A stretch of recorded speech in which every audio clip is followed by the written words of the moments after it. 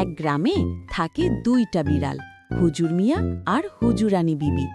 দেখতে একদম শান্ত সাধু, টুপি পাঞ্জাবি আর পর্দাশীল পোশাকে চলাফেরা। কিন্তু সংসারের ভেতরে ঢুকলেই আসল কাহিনী শুরু। একদিন সকালে হুজুরানী বিবি রান্নাঘরে ঢুকে দেখে টেবিলে রাখা বড় মাছটা নেই। সে রাগে ফুসফুসে বলে, শোনেন, মাছটা কই গেল? হুজুর মিয়া চোখ বড় বড় করে বলে, মাছ? কোন মাছ? আমি তো কিছুই জানি না। হুজুরানী বলে, কাল দুধ শেষ, আজ মাছ শেষ, সব রহস্য আপনার পেটেই। দৌড়। ঘরের এক কোণ থেকে আরেক কোণে দৌড়াদৌড়ি, পা পিছলে পড়ে যায়, আবার উঠে দৌড়। হঠাৎ শুরু হয় বালিশ যুদ্ধ। পাও পাও, পালক উড়ে চারদিকে। হুজুর মিয়া বলে, ওফ, আমি তো হুজুর মানুষ।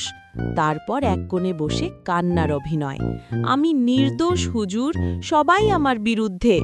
হুজুরানী বিবি গম্ভীর গলায় বলে, নাটক বাদ দেন, চুপ নেন, আপনার জন্য। হুজুরানী বিবি অবাক হয়ে হেসে ফেলে, এইটা আগে আনলে এত ঝগড়া হতো। দুজনেই হাসে।